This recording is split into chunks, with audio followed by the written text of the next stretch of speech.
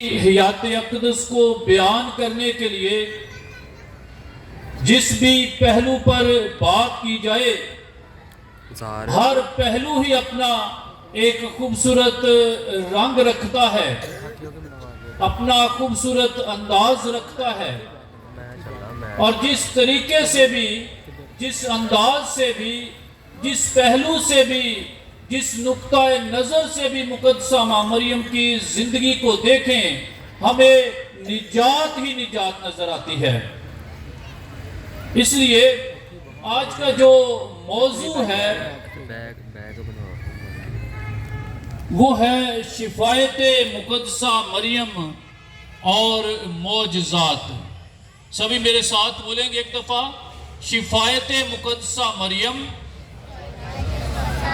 اور معجزات۔ شفایت مقدسہ مریم اور معجزات۔ میں بار بار اس لیے آپ کو یہ بولنے کے لیے کہہ رہا ہوں کیونکہ شفایت مقدسہ مریم جب تک یہ لفظ ہماری سمجھ میں نہ آئے تب تک ہمیں نہ اس موضوع کی سمجھ آ سکتی ہے اور تب تک نہ ہمیں اپنی کی ہوئی عقیدت کی سمجھ آ سکتی ہے۔ یہ بڑا خوبصورت موضوع ہے۔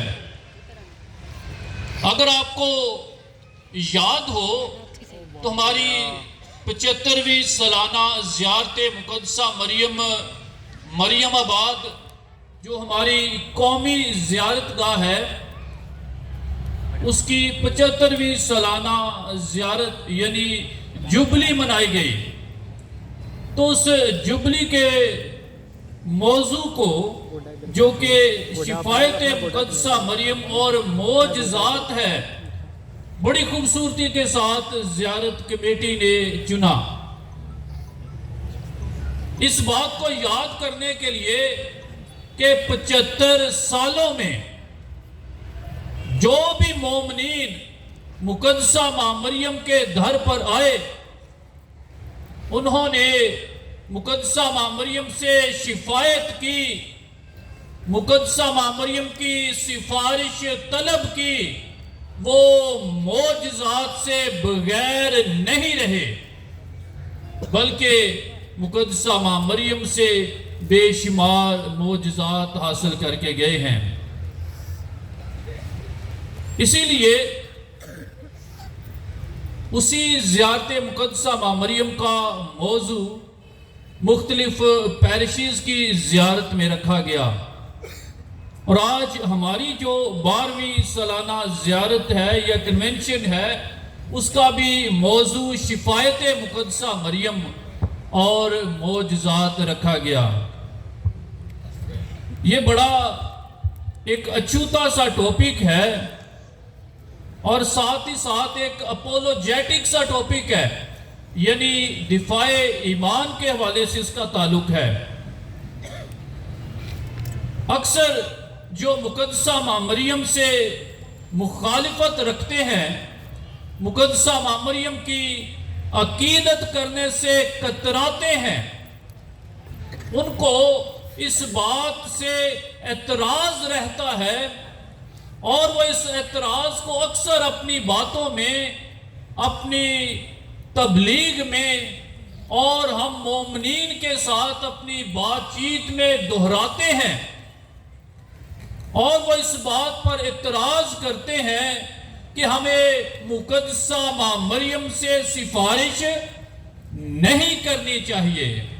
کیا اعتراض کیا جاتا ہے کہ ہمیں مقدسہ ماں مریم سے سفارش کیا نہیں کرنی چاہیے، اور اس کی وجہ کیا دی جاتی ہے؟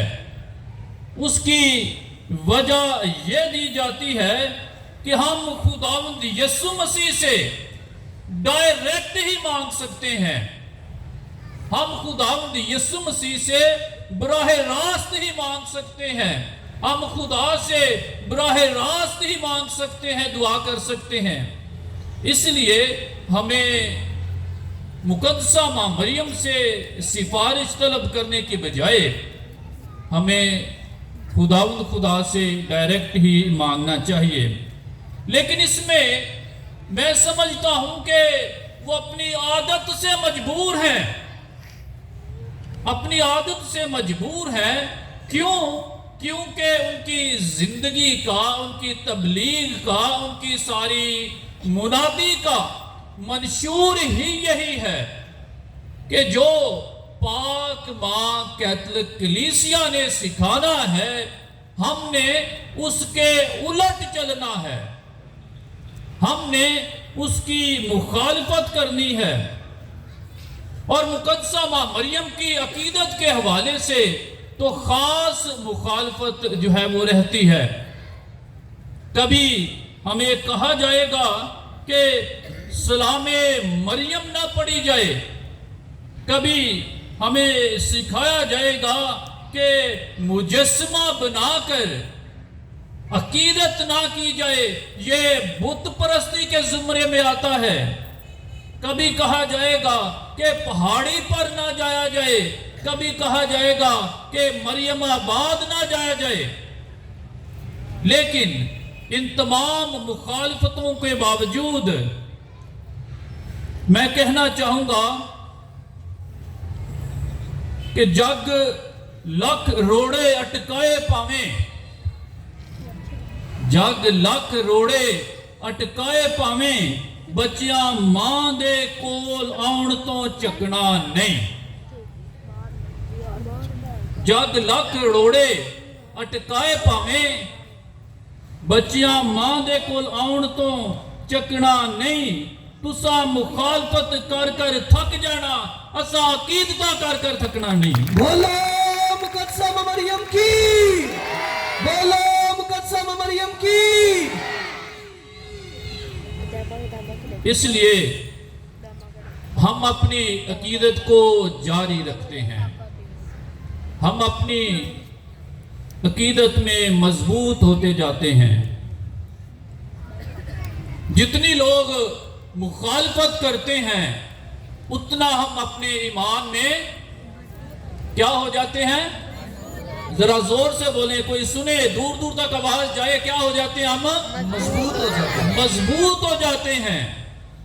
جتنی مخالفت ہوگی اتنا ہی ہم اپنے ایمان میں مضبوط ہوں گے۔ اس لیے یہ ٹاپک بھی جو سفارش مقدسہ مریم یا شفایت مقدسہ مریم ہے، ان تمام مخالفتوں کے ساتھ ساتھ یہ بھی ان کی تنقید کا نشانہ بنتا ہے۔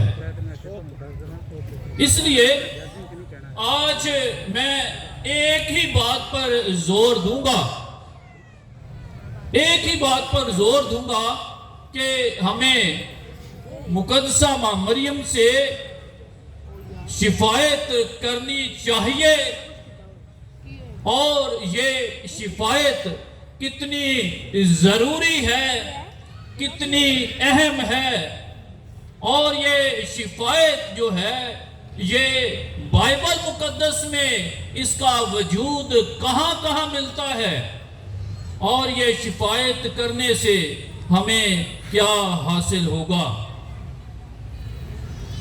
سب سے پہلے جب ہم اس ٹاپک کو تھوڑا سا کھولنے کی کوشش کرتے ہیں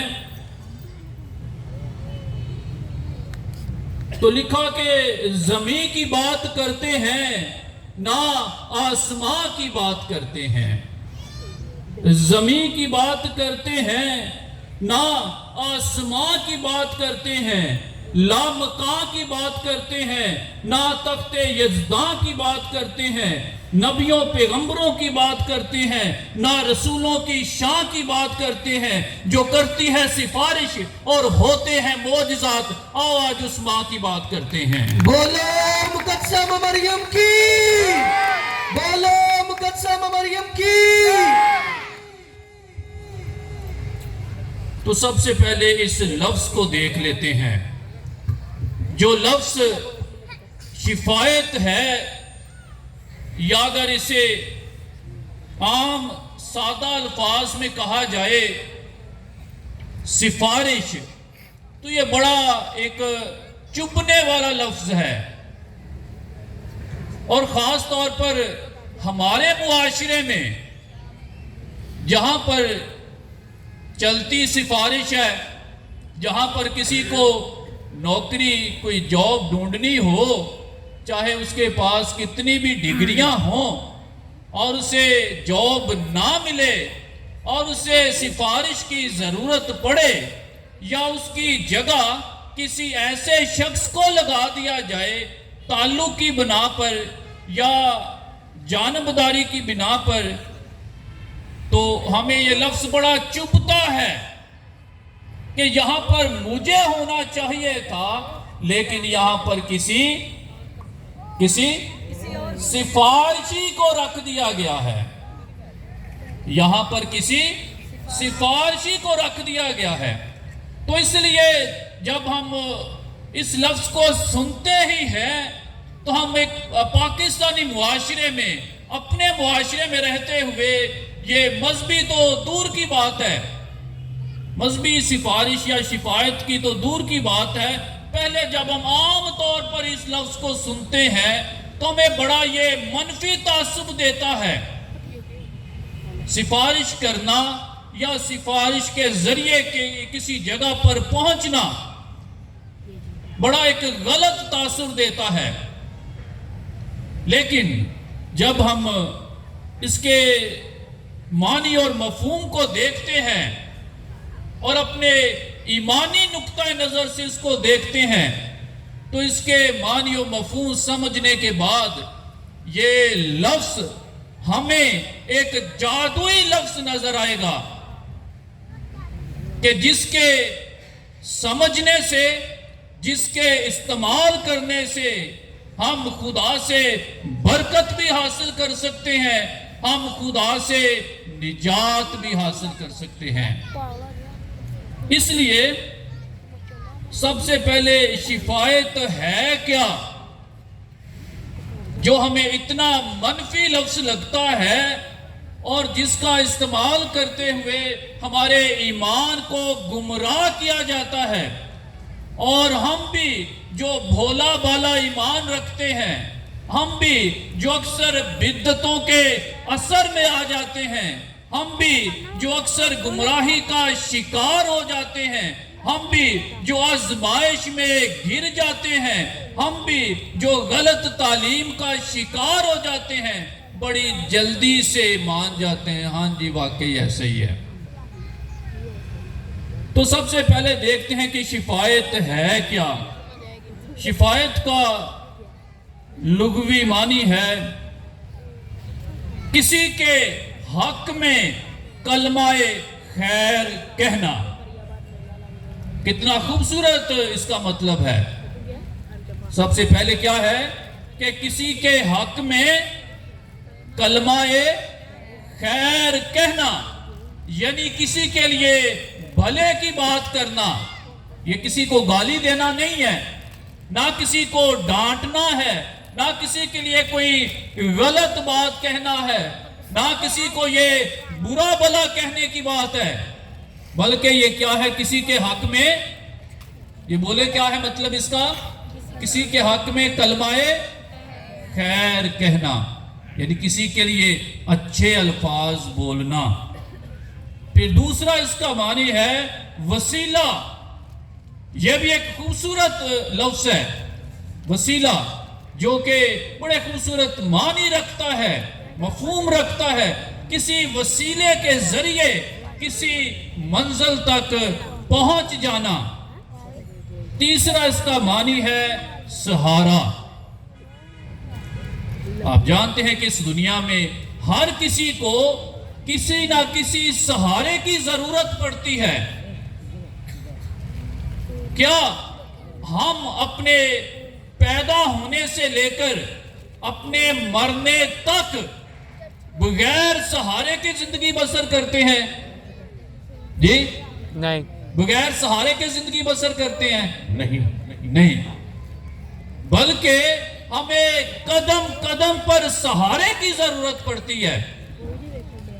جب کہ ہم پیدا ہی ہوتے ہیں تو ہمیں انگلی پکڑ کر چلنے کے سہارے کی ضرورت پڑتی ہے، اور ساری زندگی کسی نہ کسی حوالے سے یہ سہارا ہمارے ساتھ رہتا ہے۔ پھر ہے کہ سفارش کرنا اور گناہوں کی معافی کے لیے سفارش کرنا. خاص طور پہ شفایت کا مطلب بتا رہا ہوں، گناہوں کی معافی کے لیے کسی کی سفارش کرنا. اس کے لیے جو شفایت کرتا ہے اس کے لیے لفظ استعمال جو ہوتا ہے وہ ہے شفایت کندہ، جو شفایت کرتا ہے. دوسرا خوبصورت اس کے لیے لفظ جو بائبل مقدس میں بھی استعمال ہوا ہے وہ ہے شفیع، جو شفایت کرنے والا ہے. تیسرا لفظ جو اس کے لیے ہے وہ ہے وکالت کرنا، کسی کی وکالت کرنا. اور اگلا لفظ ہے درمیانی، یعنی دو فریقین کے درمیان کھڑے ہونے والا، ان کا آپس میں رابطہ کروانے والا.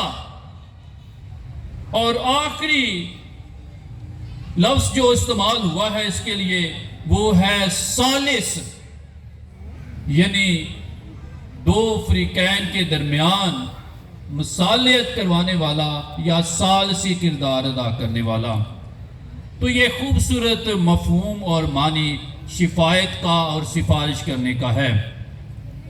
اگر یہ سارا کچھ آپ کو بھول جائے، یہ مشکل الفاظ اگر لگتے ہوں، آپ کو یاد نہ رہے کہ کیا اس کا معنی تھا، کیا اس کا مفہوم تھا، تو ایک مطلب جو میں اس کا بتا دیتا ہوں وہ آپ کو پتا بھی ہے اور اس کو آپ کو یاد رکھنا بھی بڑا آسان ہوگا اور پوری زندگی اس کو بھول نہیں سکیں گے کہ سفارش کرنے کا مطلب کیا ہے. کوئی بتا سکتا ہے کیا ہو سکتا ہے؟ وہ آپ کو پتا ہے سب کو وہ لفظ. کسی کی سفارش کرنا یا مقدسہ ماں مریم کی سفارش طلب کرنا یا مذہبی ایمانی معنوں میں سفارش کرنا کیا ہے؟ مدد لینا. مدد لینا، ٹھیک ہے. اور یہ ادھر سے کسی نے بولا ہمارے واسطے دعا کرنا، یعنی سفارش کرنا کیا ہے؟ کسی کے لیے دعا کرنا. کتنا خوبصورت عمل ہے، کتنا خوبصورت لفظ ہے. کسی کے لیے کیا کرنا؟ دعا کرنا. تو کیا یہ منفی لفظ ہے؟ کیا یہ لفظ ہمارے ایمان کو خراب کرتا ہے؟ کیا یہ لفظ ہمارے ایمان کو جھنجھوڑتا ہے، ہلاتا ہے یا اسے گمراہ کرتا ہے؟ یقیناً نہیں، کیونکہ دعا کا عمل ایک ایسا عمل ہے کہ جس کو ہر ایک انسان پسند کرتا ہے اور خدا بھی پسند کرتا ہے. اب جب ہم آگے بڑھتے ہیں تو دیکھتے ہیں کہ جتنے بھی کیتھولک مسیحی عقائد ہیں ان سب کا تعلق، ان سب کی جڑیں کلام مقدس میں سے لی جاتی ہیں. اکثر اوقات یہ بھی اعتراض کرنے والے کیتھولک مسیحی عقائد پر اعتراض کرتے ہیں کہ یہ بائبل مقدس میں کہاں لکھا ہے؟ یہ تو کیتھولک والے روایات کی بات کرتے ہیں، یہ تو ادھر ادھر کے فلسفوں کی بات کرتے ہیں، یہ دنیاوی حکمت کی بات کرتے ہیں، یہ عام روزمرہ کی باتوں کی بات کرتے ہیں. لیکن ہم تو صرف بائبل مقدس پر ایمان رکھتے ہیں، ہم بائبل سے باہر کوئی بات نہیں کریں گے. تو میں بتانا چاہتا ہوں کہ یہ شفایت کا جو عقیدہ ہے، شفایت کرنے کا جو عمل ہے، اس کی جڑیں بائبل مقدس میں بہت زیادہ گہری ہیں. صرف جڑیں نہیں، سطحی طور پر نہیں، بلکہ گہری جڑیں ہیں. اگر پوری بائبل مقدس کا بغور مطالعہ کریں تو یہ لفظ کہیں نہ کہیں ہمیں ضرور مل جاتا ہے، کہیں نہ کہیں ضرور مل جاتا ہے۔ چند کا ذکر کروں گا، اگر ڈیٹیل سے پڑھیں تو بہت زیادہ ہے، اس پہ بات کرنا چاہیں تفصیلاً تو بہت وقت درکار ہوگا۔ سب سے پہلے جو بائبل مقدس میں اس کا ذکر ہمیں ملتا ہے وہ باپ ابراہیم کے حوالے ہے۔ سب سے پہلا شفاعت کرنے والا، سب سے پہلا سفارش کرنے والا، سب سے پہلا شفاعت کندہ جو ہے وہ باپ، کون ہے؟ باپ ابراہیم ہے۔ کون ہے؟ ذرا بولتے رہیں گے تو مجھے پتہ رہے گا آپ میرے ساتھ ساتھ ہیں، نہیں تو مجھے لگے گا کہ شاید آپ سو گئے ہیں۔ کون ہے پہلا شفاعت کندہ؟ باپ ابراہیم۔ باپ ابراہیم ہے۔ یاد رکھنا یہ صرف مقدسہ ماں مریم کی بات نہیں ہے کہ جس کو ہم ایسے ہی ایک منٹ میں ایسے جٹلا دیں کہ یہ جو بھی مقدسہ مریم سے متعلق بات ہے لوگ اس کو ایسے آنکھیں بند کر کے بغیر سوچے سمجھے جٹلانے کی طرف چلے جاتے ہیں۔ لیکن اگر مقدسہ ماں مریم کے متعلق یہ جٹلا بھی دیں تو بائبل مقدس میں سے یہ شفاعت اور شفاعت کندہ کو کہاں سے نکالیں گے؟ تو سب سے پہلا میں نے بتایا کہ شفاعت کرنے والا کون ہے؟ باپ ابراہیم ہے۔ باپ ابراہیم نے کس کی سفارش کی؟ باپ ابراہیم نے کس کی شفاعت کی؟ باپ ابراہیم نے سدوم اور عمورہ کے حق میں شفاعت کی۔ اگر آپ کلام مقدس سے واقفیت رکھتے ہیں تو آپ کو پتہ ہوگا کہ سدوم اور عمورہ، یہ تکوین کی کتاب 18ویں باب میں ان کا ذکر ہے، اور اس شفاعت کا ذکر 16ویں سے 33ویں آیت میں ہے۔ سدوم اور عمورہ دو شہر تھے جن کے بارے میں کیا مشہور ہے؟ یاد ہے کسی کو کیا مشہور ہے سدوم اور عمورہ کے بارے میں؟ کیا ہوا تھا ان کو؟ وہاں پہ گناہ زیادہ تھا، وہاں پر گناہ بہت زیادہ بڑھ گیا تھا۔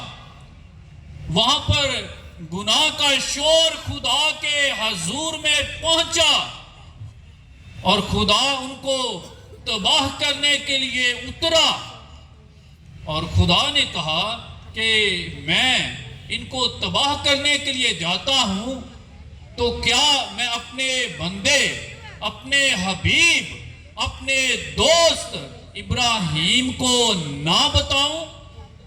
تو خدا نے جب باپ ابراہیم کو بتایا تو باپ ابراہیم نے سوچا، دیکھا کہ میرا بھتیجا لوط بھی وہاں پر ہے، اس کا خاندان بھی وہاں پر ہے، تو اس نے خدا کے سامنے ایک بات رکھی اور کہا کہ اے خدا، کیا تو ان دو شہروں میں جو گنہگار لوگ ہیں ان کے ساتھ تو راست بازوں کو بھی فنا کر دے گا؟ ہو سکتا ہے کہ ان دو شہروں میں 50 لوگ راست باز پائے جائیں۔ تو اے خدا، تو انصاف کرنے والا ہے، گنہگار تو اپنے گناہ کی سزا پائیں گے ہی، تو کیا 50 لوگ اگر راست باز ہوئے تو کیا وہ بھی ان کے ساتھ ہلاک ہو جائیں گے؟ کیا ان 50 کی خاطر تو دونوں شہروں کو معاف نہیں کر دے گا؟ تو خدا نے کہا کہ اگر دو شہروں میں 50 لوگ راست باز نکلے تو میں ان کی خاطر دونوں شہروں کو معاف کر دوں گا۔ پھر اس نے سوچا کہ شاید 50 نہ ہو، میں خدا سے دوبارہ درخواست کر لوں، 40 ہو تو پھر بھی ہلاک ہو جائیں گے۔ اس نے کہا کہ اگر 40 ہوئے تو پھر بھی میں چھوڑ دوں گا۔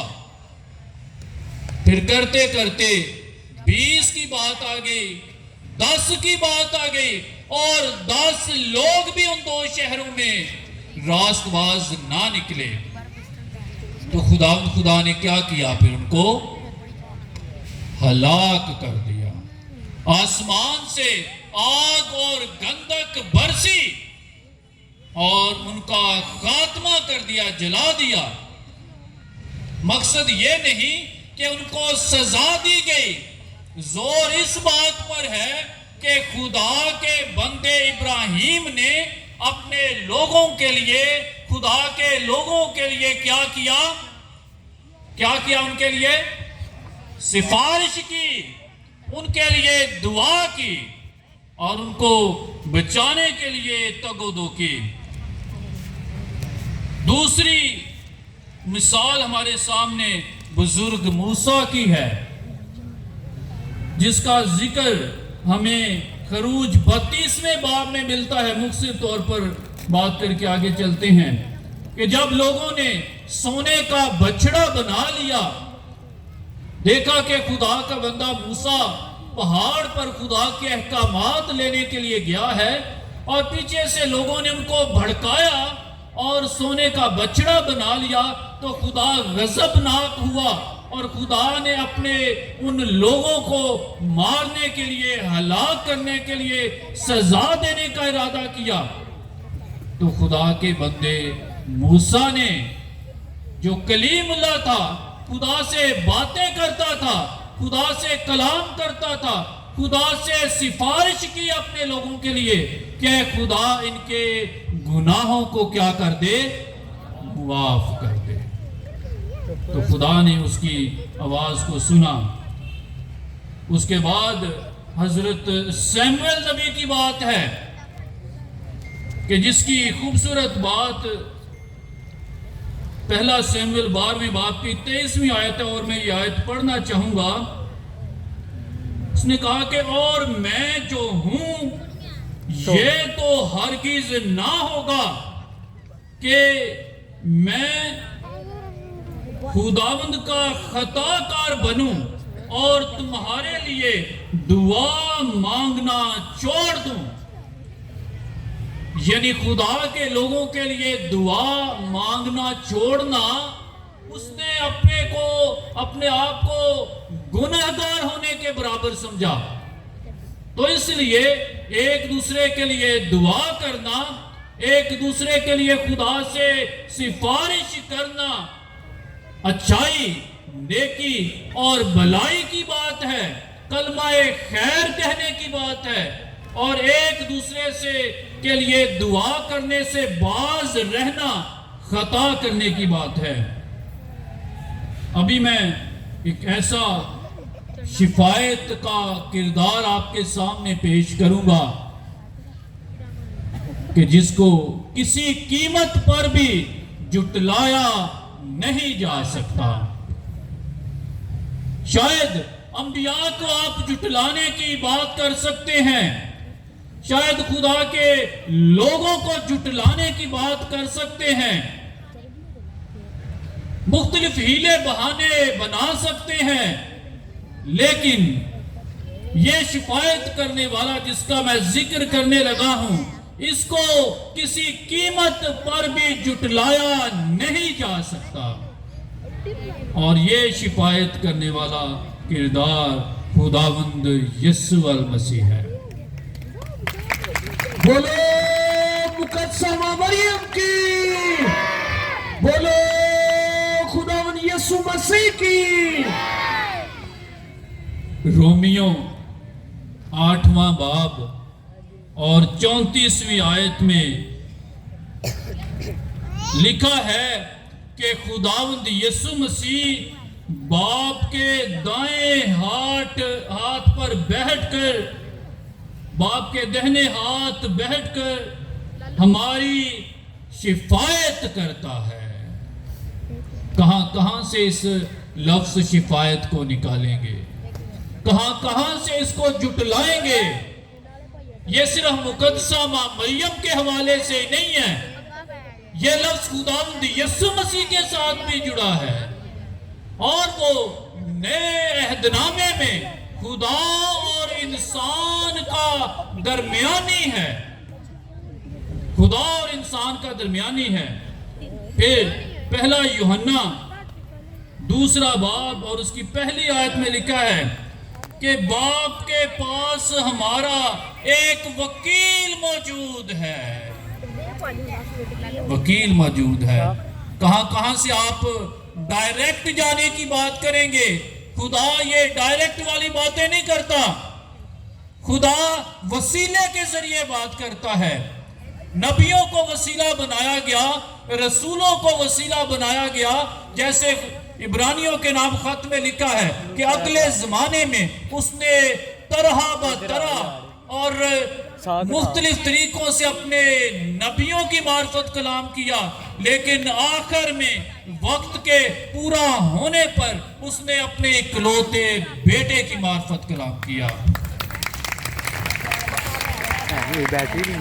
यानी खुदा जो है वो वसीले के जरिए काम करता है। अगर वो चाहता तो बराह रास्त भी कर सकता था, डायरेक्ट भी कर सकता था, लेकिन खुदा ने वो तरीका इस्तेमाल नहीं किया, तो खुदा ने वसीले के जरिए किया। तो अगर खुदा ये इस्तेमाल करता है वसीला, तो हम कौन होते हैं उसको जुटलाने वाले? फिर इसके बाद एक और खूबसूरत शख्सियत जिसको चाहते हुए भी जुटलाया नहीं जा सकता। इसलिए नहीं जुटलाया जा सकता क्योंकि उसी का नाम लेकर बहुत सारों की दुकानें चलती हैं, उसी का नाम लेकर बहुत सारे लोग अपने आप को खुदा के खादम कहलाते हैं, उसी के नाम पर बड़े बड़े इज्तिमा किए जाते हैं, उसी के नाम पर बड़े बड़े क्रूसेड किए जाते हैं। और अगर वो भी शिफायत करने वाला निकले तो फिर आप कहां से इस शिफायत को जुटलाएंगे? कोई गैस कर सकता है मैं क्या बात कर रहा हूं? कौन से किरदार की? जी, बड़े बड़े इज्तिमाहात की बात करता हूं तो वहां पर किसका जिक्र होता है? खुदावंद यीशु मसीह का और रूहुल कुद्दुस का। ऐ रूहे पाक उतरा, आज ही ए खुदावंद खुदा पाक रू उतरा।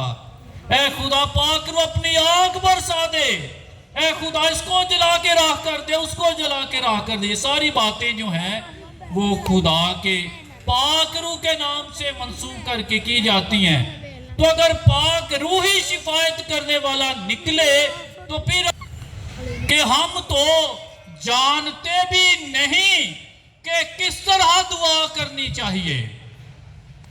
हम जो बड़े बड़े दुआ के दावेदार बनते हैं, हम जो दुआ के बड़े बड़े सूरमा बनते हैं, बहुत बड़े मर्दे खुदा बनते हैं और दुआएं करते हुए थकते नहीं हैं, लंबी से लंबी दुआ करते हैं, खूबसूरत से खूबसूरत तरीन अल्फाज का इस्तेमाल करते हैं, जोश और जज्बा दिखाते हैं दुआ में। तो पौलुस रसूल ने क्या कहा कि हम तो जानते भी नहीं कि किस तरीके से दुआ करें। तो फिर कौन हमें दुआ करना सिखाता है? कौन हमारे लिए आहें भर भर कर दुआएं करता है? हम जानते भी नहीं कि किस तरह दुआ करें, लेकिन खुदा का पाक रूह नाकाबिले बयां आहें भर भर कर हमारे लिए क्या करता है? शिफायत करता है। खुदा का पाक रूह शिफायत करता है। मुझे तो ऐसे लगता है कि पूरी बाइबल मुकद्दस में सिर्फ और सिर्फ शिफायत की बात की जा रही है, दरमियानी की बात की जा रही है कि किसी ना किसी तरीके से आदम को, इंसान को, इंसानियत को निजात दिलाई जाए। खुदा से दूर चला गया तो खुदा हर तरीका इस्तेमाल करता रहा कि इस खोए हुए इंसान को वापस लाया जाए। कोई तो हो जो इसे लौट कर वापस लाए, कोई तो हो जो इस बिछड़े हुए इंसान को खुदा से मिला सके। वो काम खुदावंद यीशु मसीह ने कर दिया। दिलचस्प बात बताऊं कि ये शिफायत आपको वहां पर भी नजर आएगी जहां पर पूरी दुनिया की निजात हुई थी, जहां पर यीशु मसीह की सलीबी कुर्बानी हुई थी, जहां पर यीशु मसीह ने हमारे लिए हमारे गुनाहों के कफारा के लिए फिदिया दे दिया था सलीब पर। वहां पर खुदावंद यीशु मसीह ने जब कुर्बानी दी तो सबसे पहला कलमा क्या बोला था? ऐ बाप, इनको माफ कर दे, क्योंकि ये नहीं जानते कि ये क्या करते हैं। तो ये क्या है? ये क्या है? सिफारिश है, ये शिफायत है। और ये इशाया नबी ने पहले ही बयान कर दिया था। अगर 53वें बाब को पढ़ें तो वहां पर लिखा है कि उसने हमारी खताएं उठा ली हैं और वो बद किरदारों का शफी है। बद किरदारों का शफी है। और शफी का मतलब मैंने बताया था क्या है? शिफायत करने वाला। किस किस की शिफायत को जुटलाएंगे हम? किस किस की शिफायत को रद्द करेंगे? खुदा के तमाम अंबिया उम्मत के लिए शिफायत करते हैं। खुदावंद यीशु मसीह खुदा पाक रूह के अलावा इंसानों में से जितने भी शिफायत करने वाले हैं वो क्या करते हैं? उम्मत के लिए कहा है कभी? किस किस ने कहा है? जरा हाथ खड़े करेंगे, साथ पता चल जाएगा किधर ये सारे मौजूद। हाथ ही लाएंगे जरा। कभी आपने कहा हो कि फादर जी हमारे लिए दुआ करें? हाथ खड़ा करें। कभी आपने कहा हो कि बाबूजी हमारे लिए दुआ करें? कभी बाबूजी वाली हाथ थले हो गए कि बाबा की दुआ नकली होती है। बाबू साहबान के लिए भी आपने हाथ ऊपर ही रखने चाहिए। खुदा के खादमीन जो दूसरे हैं, पास्टर साहबान हैं, पादरी साहबान हैं, उनको भी कई दफा आप कहते हैं कि हमारे लिए दुआ करें। ना सिर्फ खुदा के खादमीन को बल्कि आप अपने वालिदैन को भी कहते हैं कि हमारे लिए दुआ करें। किस किस ने अपने वालिदैन को दुआ करने के लिए कभी कहा हो? कौन कौन कहता है? जिनके हाथ नीचे, इनको दुआ की जरूरत नहीं है वालिदैन की। अगर जिंदगी में कामयाब होना है तो वालिदैन की दुआएं ही हैं जो आपको पार लगाती हैं। बेशक। तो आपने वालिदैन को दुआओं के लिए कहा होगा, आपने खुदा के खादमीन को दुआ के लिए कहा होगा। खास तौर पर खुदा के बंदों को दुआ के लिए कहते हैं। किस लिए कहते हैं? अगर आप मिसाल ले लें, काहिन की मिसाल ले लें, फादर जी की, बाबूजी की मिसाल ले लें, किसी खुदा के खादम की मिसाल ले लें कि हमारे लिए दुआ करें, तो उनको आप क्यों कहते हैं हमारे लिए दुआ करें? जी अफजल भाई, खुदा ने उन्हें चुना है। और क्यों कहते हैं कि वो खुदा के क्या है? खुदा के बाबूजी करीब हैं। ये हम समझते हैं कि वो खुदा के करीब हैं और इसलिए खुदा उनकी सुनता है। ना सिर्फ सुनता है बल्कि ज्यादा सुनता है। हम इसलिए उनको कहते हैं कि हम तो गुनहगार हैं, और जो गुनहगार नहीं है, जो खुदा के ज्यादा करीब है, खुदा उसकी ज्यादा सुनता है। अगर आप इसी बात पर आ जाएं कि जो खुदा के ज्यादा करीब है, खुदा उसकी ज्यादा सुनता है, تو مقدسہ ماں مریم سے بڑھ کر کون خدا کے قریب ہو سکتا ہے؟ بولو مقدسہ مریم کی، بولو مقدسہ مریم کی۔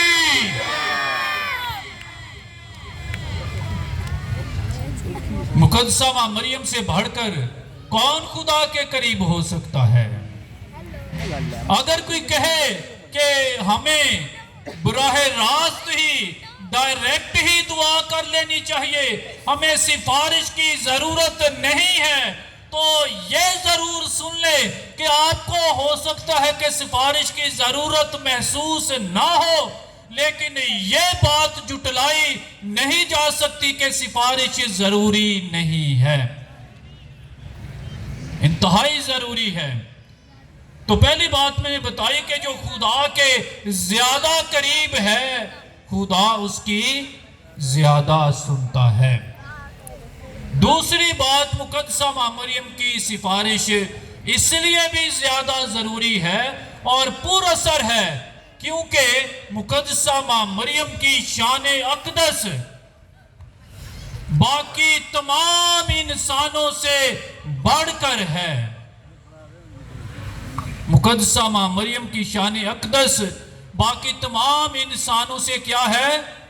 بڑھ کر ہے، اس لیے کہ وہ خدا کی بندی ہے، اس لیے کہ وہ روح القدس کی ہیکل ہے، اس لیے کہ وہ خدا کی ماں ہے، اس لیے کہ خداوند خدا نے اسے بلند مرتبہ عطا کیا ہے۔ آج کی جو دوسری تلاوت پڑھی گئی ہے اس کو بے شمار دفعہ ہم نے سنا ہے، اور جو بائبل مقدس کو پڑھنے والے ہیں، جو اسی کو پڑھ کر اپنے اپنے مقصد کی آیات نکال لیتے ہیں، کیا کبھی مکاشفہ کی کتاب کو پڑھا ہوگا؟ کیا مکاشفہ کی کتاب کے 12ویں باب کو جھٹلا سکتے ہیں؟ کیا مکاشفہ کی کتاب کے 12ویں باب کی اس تلاوت کو جھٹلا سکتے ہیں کہ جس میں لکھا ہے، ماں مریم کی شان کی بات ہے نا، جس میں لکھا ہے کہ ایک بڑا نشان آسمان پر نظر آیا، نشان ہے اور چھوٹا نہیں ہے، بڑا نشان ہے، اور بڑا نشان کون سا ہے؟ اس کائنات میں ہمارا جو نظام شمسی ہے، ہماری تو سائنسدانوں کی پہنچ یہیں تک ہے، اس کو بھی مکمل طور پر دریافت نہیں کر سکتے۔ وہ سورج کے چوگرد سارے گھومنے والے سیارے، زمین کے علاوہ چند کی ہم بات کرتے ہیں، کبھی گنتی 8 ہو جاتی، کبھی 9 ہو جاتی، جیسے جیسے چیزیں دریافت ہوتی ہیں، لیکن وہ سارے سورج کے چوگرد جو ہے وہ گھومتے ہیں، یعنی اس پوری زمین پر اور اس پورے نظام شمسی کی ساری اگر شان کو اکٹھا کیا جائے تو وہ سورج کے چوگرد گھومتی ہے۔ اور وہ بڑا نشان کیا تھا؟ ایک خاتون تھی جس کے سر پر 12 ستاروں کا تاج تھا، اور سائنس بتاتی ہے کہ کچھ ستارے جو ہمیں ایسے نظر آتے ہیں یہ بہت زیادہ دوری پر ہیں، ہو سکتا ہے کچھ ہماری زمین سے بھی بڑے ہوں، اور اتنے بڑے بڑے ستاروں، ایک نہیں، 2 نہیں، 3 نہیں، پورے 12 ستاروں کا تاج مقدسہ ماں مریم کے سر پر ہے۔ اور یہی بات ختم نہیں ہوتی، شان کی بات یہی ختم نہیں ہوتی، 12 ستاروں کا تاج ہے، اور جس نے سورج کو اوڑے ہوئے ہیں۔ ہم اگر سورج پوری آب و تاب کے ساتھ چمک رہا ہو تو ہم اس کی طرف ڈائریکٹ دیکھ نہیں سکتے. زیادہ دھوپ نکلے تو ہمیں سن گلاسز لگانے پڑتے ہیں کیونکہ اس کی روشنی بہت زیادہ ہے, اوئے ہماری آنکھوں کو خراب کر سکتی ہے, اتنا نور ہے. لیکن مقدسہ ماں مریم کے نور کی حد, مقدسہ ماں مریم کی شان کی حد, مقدسہ ماں مریم کے رتبے کی حد دیکھیں کہ اس نے سورج کو اوڑے ہوئے ہے اور چاند اس کے پاؤں کے نیچے ہے. بولو مقدسہ مریم کی, بولو مقدسہ مریم کی. مقدسہ ماں مریم کی شان اس قدر عظیم ہے کہ جتنے بھی شفاعت کرنے والے ہیں سب سے زیادہ رتبہ مقدسہ ماں مریم کا ہے.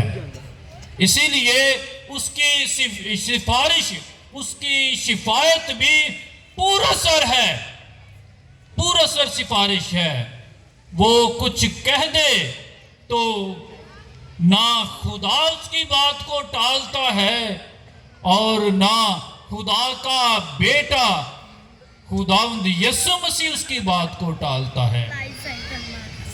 اور جب ہم اس پراثر سفارش کے بارے میں سیکھ چکے ہیں کہ مقدسہ ماں مریم کی سفارش سب سے زیادہ پراثر ہے, تو ظاہر ہے جب یہ سفارش پر اثر ہوگی تو جس کے لیے بھی کی جائے گی, جس کے لیے بھی کی جائے گی وہ بغیر معجزہ پائے رہ نہیں سکتا,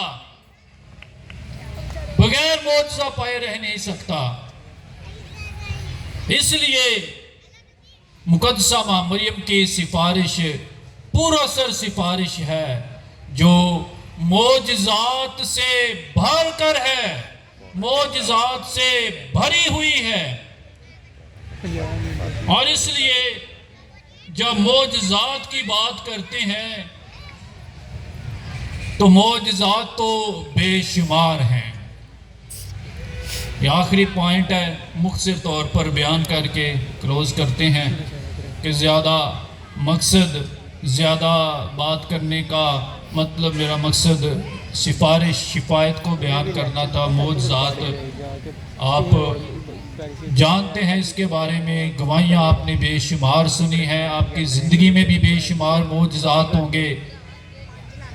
ریورنڈ فادر طارق جارج نے کتاب لکھی ہے گلدستہ معجزات, مریم آباد جبلی کے موقع پر اس کی رونمائی بھی ہوئی ہے. اس میں چند معجزات کا ذکر کیا گیا ہے لیکن بے شمار ایسے ہیں کہ جو اس کتاب میں درج نہیں ہوئے, جو میری اور آپ کی زندگی میں ہیں, ہم نے تجربہ کیا ہے, اور یہ سب شفاعت کی بدولت ہے. تو اس لیے لکھا کہ بیان کیسے کروں میں التفات مریم کے, بیان کیسے کروں میں التفات مریم کے, شمار ہوتے نہیں ہیں معجزات مریم کے, اور میری جبیں کو سورج بھی چومنے آئے, در دیکھ لے میرے ہاتھوں میں ہاتھ مریم کے.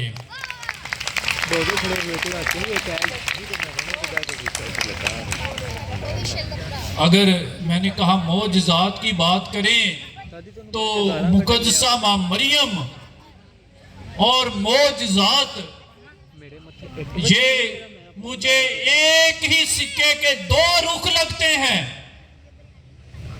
مقدسہ مریم اور معجزات ایک ہی سکے کے دو رخ لگتے ہیں, کیونکہ مقدسہ ماں مریم کی ساری زندگی ہی ایک بہت بڑا معجزہ ہے.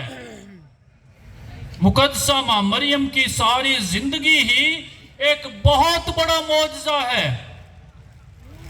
اگر پیدا ہونے سے لے کر اس کے آسمان پر جانے کی بات کی جائے تو قدم قدم پر معجزات نظر آئیں گے.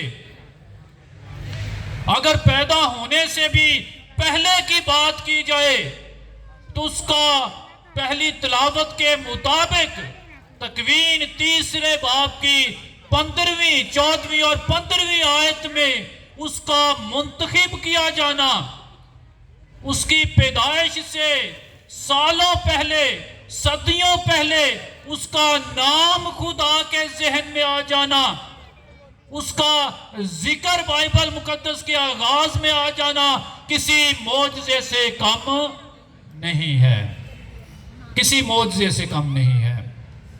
پھر اس کا پیدا ہونا، بزرگ یویاکیم اور بزرگہ حنا جو مقدسہ ماں مریم کے والدین تھے، ان کے گھر مقدسہ ماں مریم کا پیدا ہونا ایک معجزہ ہے۔ مقدسہ ماں مریم کی پرورش ایک معجزہ ہے۔ جب ہم دوسرے مذاہب کا بھی مطالعہ کریں تو ہمیں پتہ چلتا ہے کہ مقدسہ ماں مریم کو ہیکل میں معجزانہ طور پر پھل فراہم کیے جاتے تھے، اور پھل بھی بے موسمی پھل فراہم کیے جاتے تھے۔ آج کل تو 12 مہینے ہی ہر پھل ملتا رہتا ہے، لیکن تب فرق بات تھی۔ ہم اسلامی تعلیم میں یہ پڑھتے تھے، اپنے اساتذہ سے گورنمنٹ سکولز میں سنا کرتے تھے کہ جب مقدسہ ماں مریم کی بات کرتے تھے تو وہ کہتے تھے کہ ہیکل کے اندر، اور جب اگر آپ غیر الہامی تحریروں کی بھی بات کریں تو وہاں پر بھی ذکر ملتا ہے کہ مقدسہ ماں مریم کو جب ہیکل میں پیش کیا گیا تو وہاں پر خدا معجزانہ طور پر پھل فراہم کرتا تھا۔ پھر جب مقدسہ ماں مریم کے پاس خدا کا فرشتہ آتا ہے تو وہاں پر بھی معجزوں کی بات ہے، وہاں پر خدا کے بیٹے کے انسان بننے کی بات ہے جو معجزے سے کم نہیں ہے، وہاں پر کلمے کے مجسم ہونے کی بات ہے، وہاں پر مقدسہ ماں مریم کو جو انسانوں میں عزت پا چکی تھی سلام کرنے کی بات ہے، عزت اور احترام کی بات ہے، وہاں پر نجات کے منصوبے کے شروع ہونے کی بات ہے۔ جب ہم یوحنا استباغی کا ذکر سنتے ہیں، مقدسہ ماں مریم الیصابات کے پاس گئی تو وہاں پر الیصابات نے جیسے ہی مقدسہ ماں مریم کو سلام کیا تو بچہ اس کے بطن میں خوشی سے اچھل پڑا، اور الیصابات جو ہے کیا لکھا ہے روح القدس سے بھر گئی۔ کیا یہ کسی معجزے سے کم ہے؟ مقدسہ ماں مریم کی زندگی کو دیکھیں تو قدم قدم پر معجزے نظر آئیں گے۔ پھر مقدسہ ماں مریم جب خداوند یسوع مسیح کی زندگی میں تھی تو یسوع مسیح کے ساتھ ساتھ اس کے معجزات میں شامل ہوتی رہیں۔ کانہ جلیل کا معجزہ جو بے شمار دفعہ ہم نے سنا ہے، جو ہر زیارت پر، ہر کنونشن پر اکثر یہ تلاوت کی جاتی ہے، اور جب شفاعت مقدسہ ماں مریم کی بات ہے تو وہاں پر کانہ جلیل کا یہ معجزہ بائبل مقدس سے ہرگز نکالا نہیں جا سکتا، ہرگز اس کو جھٹلایا نہیں جا سکتا۔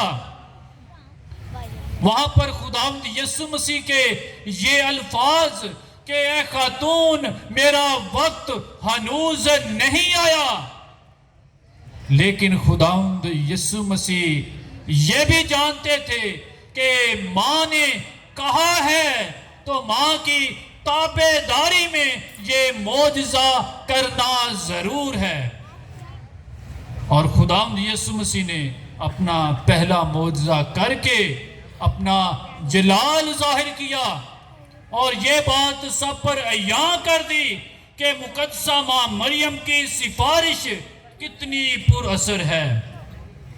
پھر مقدسہ ماں مریم کا قبر سے زندہ کیا جانا معجزہ ہے، مقدسہ ماں مریم کا آسمان پر اٹھایا جانا معجزہ ہے، مقدسہ ماں مریم کی बहिश्त में ताज पोशी एक मौजज़ा है।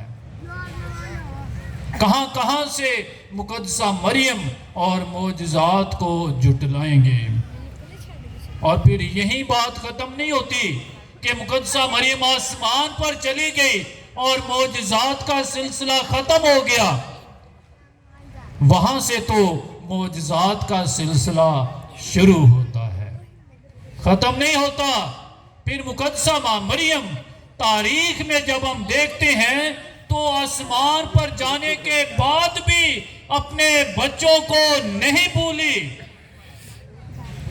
मुख्तलिफ तरीकों से दुनिया में मुख्तलिफ मुकामात पर मुकद्दसा मां मरियम का ज़हूर होता रहा। अपने बच्चों की ज़रूरियात को देखते हुए माँ उनकी मदद करने के लिए पहुंचती रही, माँ उनकी मुश्किलात को दूर करने के लिए पहुंचती रही। कलीसिया वैसे तो बेशुमार ज़हूर जो है वो बताए गए, लेकिन कलीसिया 16 ऐसे ज़हूर हैं जिनको बाकायदा तौर पर मानती और ऐलान करती है। और ये मुख्तलिफ जगहों पर हैं, जिनमें से ख़ास तौर पर आप लुर्दस का जिक्र सुनते हैं।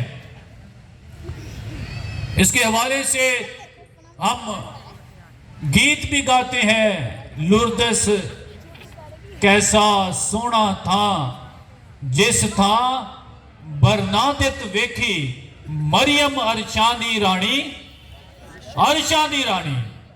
और इसके अलावा बेशुमार जगहों पर मुकद्दसा मां मरियम का ज़हूर है। और इन ज़हूर, ये जो ज़हूर हुए, इनमें मुकद्दसा मां मरियम ने 2 काम किए।